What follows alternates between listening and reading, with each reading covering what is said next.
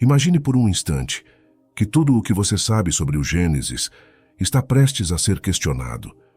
E se eu te dissesse que a história da serpente que enganou Eva no Jardim do Éden foi mal compreendida por séculos?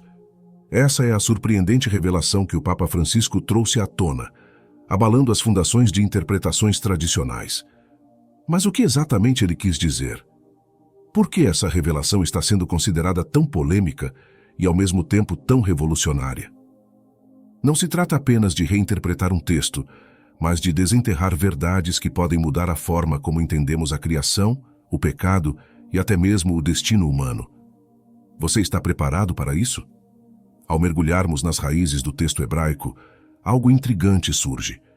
A palavra usada para serpente no livro de Gênesis não é tão simples quanto parece. Na verdade, ela carrega múltiplos significados, incluindo encantador, brilhante e até mesmo ser divino. Como isso passou despercebido por tanto tempo? Esse detalhe escondido no original hebraico abre portas para interpretações que podem abalar séculos de teologia cristã. Mais do que isso, ele nos faz questionar quem ou o que realmente estava por trás da famosa tentação no Éden. O Papa Francisco, conhecido por sua abordagem ousada e inovadora, trouxe esse ponto à tona, mas não sem controvérsias. Afinal, essa revelação desafia a visão tradicional que moldou a fé de bilhões de pessoas. Ele sugere que a figura da serpente talvez represente algo muito mais profundo e simbólico, possivelmente ligado a forças espirituais ou entidades que desafiam a compreensão humana. Isso não é apenas uma questão teológica, é uma jornada para desvendar mistérios que nos conectam ao início da humanidade. E não pense que essa discussão está restrita aos estudiosos da Bíblia. Essa nova interpretação nos leva a refletir sobre a natureza do bem e do mal, as escolhas que moldam nosso destino e até mesmo as forças invisíveis que podem influenciar nossas vidas. Será que a serpente de Gênesis sempre foi apenas um símbolo? Ou ela esconde verdades que nossos antepassados tentaram registrar, mas que o tempo e a tradução distorceram? Prepare-se, porque o que você está prestes a descobrir não é apenas um detalhe escondido em um texto antigo. É uma peça de um quebra-cabeça maior, que pode transformar completamente a maneira como você enxerga a espiritualidade, o propósito da vida e até mesmo o papel do homem na criação. A revelação do Papa Francisco é apenas o início. Agora é hora de descer até as profundezas desse mistério e descobrir por si mesmo o que a história nunca contou. O que realmente aconteceu no Éden? E mais importante, o que isso significa para você? Imagine olhar para o Gênesis com uma nova perspectiva, como se você estivesse desvendando um mistério oculto por séculos. A antiga serpente, mencionada na narrativa bíblica, sempre foi cercada por interpretações diversas. Alguns a veem como um animal literal, vagando pelo Jardim do Éden. Outros dizem que é a personificação do próprio Satanás, uma figura que simboliza o mal absoluto. Há ainda quem acredite que a serpente seja apenas parte de um conto mitológico, sem base em eventos reais. Mas será que todas essas interpretações capturam a verdadeira essência do texto? Talvez o que nos falte seja a chave, um olhar atento ao idioma original e à riqueza de significados escondidos no hebraico. O texto nos apresenta uma palavra intrigante, arumi, que significa nu, e logo em seguida, arum, traduzido como astuto. Duas palavras aparentemente distintas, mas que compartilham uma raiz comum. Isso não pode ser uma coincidência. A nudez no Gênesis é descrita como o estado mais natural do ser humano, desprovido de vergonha, mas também de uma consciência inferior.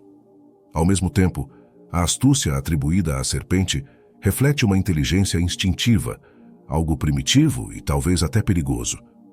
A Torá posiciona essas palavras lado a lado, quase como se quisesse nos convidar a refletir. Estaria a nudez humana em sua pureza, conectada à astúcia da serpente, como duas faces de uma mesma moeda? O conceito de nudez vai além do físico. Ele simboliza um estado de vulnerabilidade e pureza, mas também nos lembra dos instintos mais básicos e animais que carregamos dentro de nós. O ser humano, naquele momento descrito no Éden, vivia em uma consciência superior, onde os instintos animais estavam subordinados à alma. No entanto, a serpente, como reflexo do lado mais primitivo do homem, representava aquilo que havia sido separado, mas nunca totalmente eliminado. O desejo, a tentação e o impulso de agir sem a luz da razão.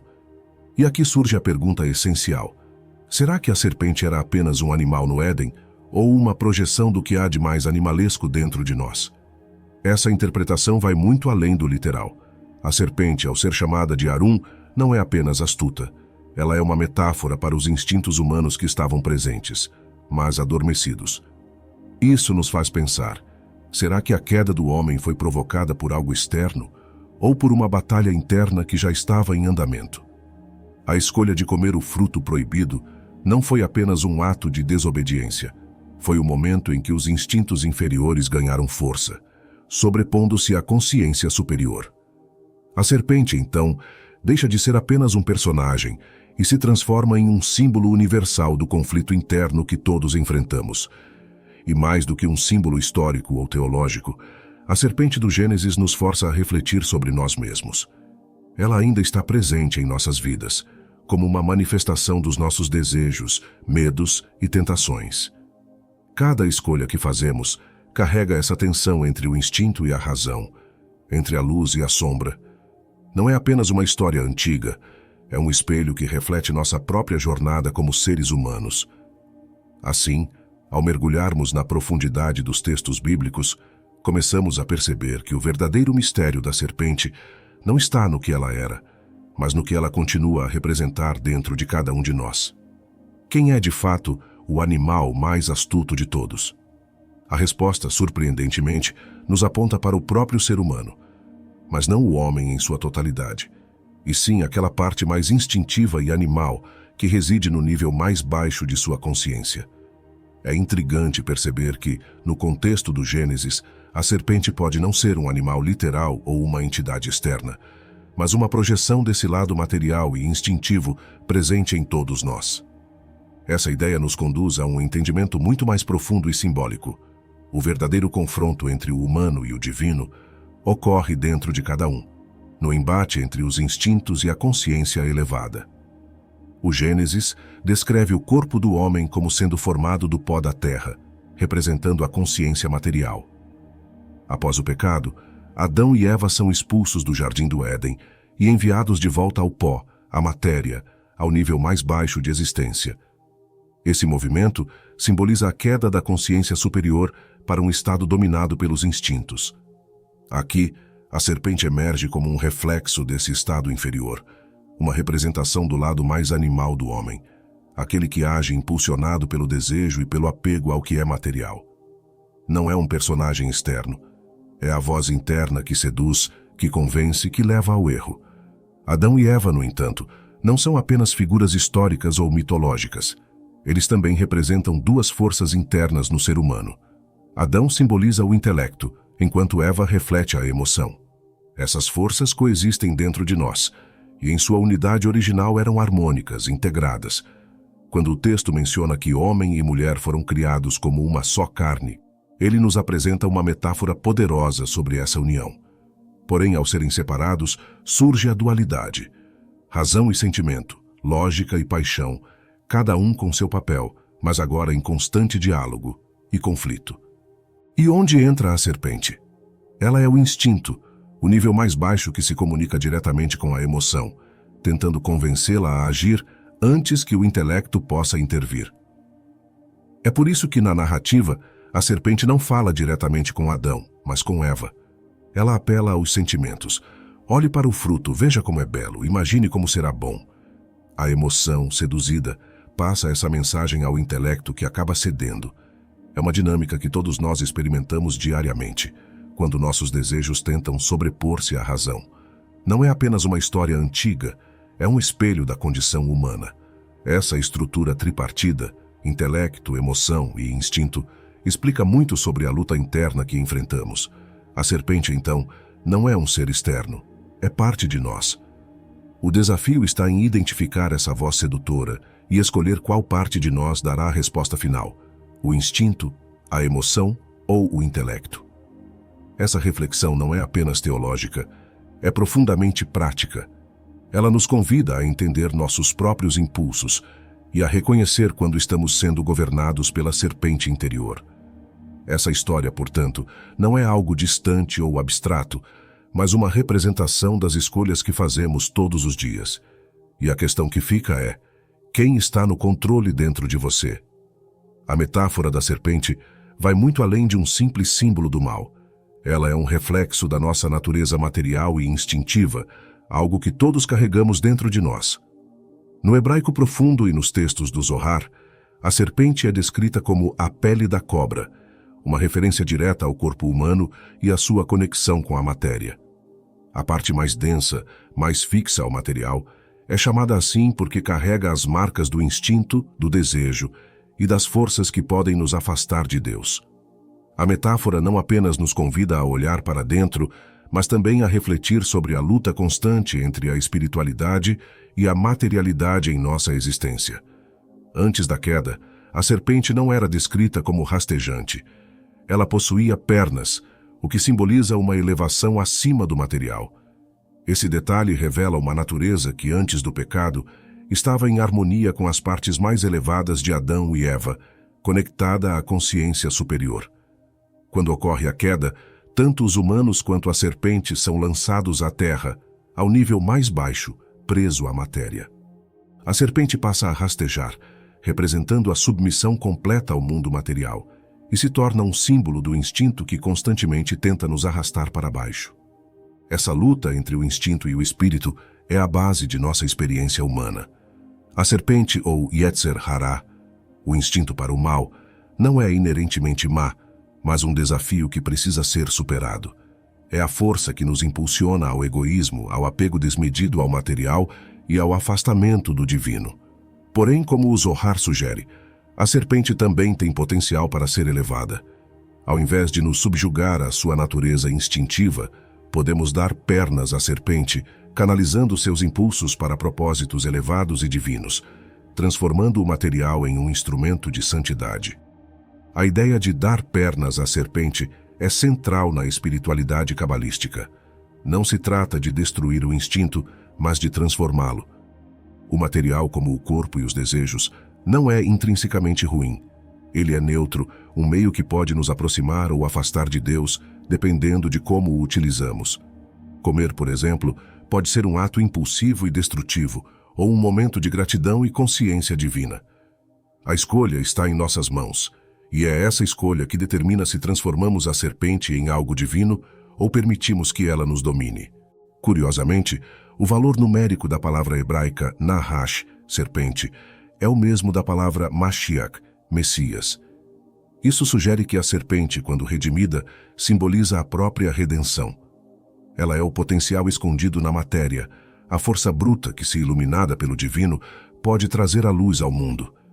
Esse conceito nos ensina que o mundo, com todas as suas imperfeições e desafios, é um filtro para a luz divina. Cabe a nós escolher se o usamos como um meio para revelar essa luz ou como um fim em si mesmo, perdendo-nos em sua escuridão. A serpente, então, não é apenas uma ameaça, é uma oportunidade, uma escolha. E, no fim, uma promessa de redenção. A ideia de elevar nossa parte material é uma das reflexões mais profundas da espiritualidade. A parte de nós que nos conecta ao mundo físico, que muitas vezes parece nos afastar de Deus, pode, na verdade, se tornar o caminho para nos aproximarmos do divino. Quando transformamos nossos desejos, instintos e necessidades naturais em instrumentos para manifestar a presença de Deus em cada detalhe da vida, a matéria deixa de ser um obstáculo e se torna uma ferramenta. Esse é o verdadeiro objetivo da criação. Revelar o infinito dentro do finito. Mostrar que mesmo no mundo mais material, não há nada além do Criador. De acordo com os sábios, Deus criou o mundo para fazer dele uma casa no submundo, ou seja, um lugar onde sua presença pudesse ser revelada até nos aspectos mais densos e terrenos. O fato de Deus existir no infinito é evidente, mas a verdadeira maravilha está em torná-lo presente naquilo que parece mais distante de sua natureza. Quando conseguimos enxergar Deus nos mínimos detalhes do mundo material, mostramos que não há nada fora dele e que tudo está conectado à sua unidade. Essa é a essência do trabalho espiritual. Não rejeitar o mundo físico, mas transformá-lo em algo divino. Essa transformação também explica por que a serpente foi comparada a Satanás em textos como o Zohar e o Pirkei Midrash. A serpente, ou Samael, um nome que significa cegador, é vista como a força que tenta ocultar a presença de Deus, separando-nos do Criador.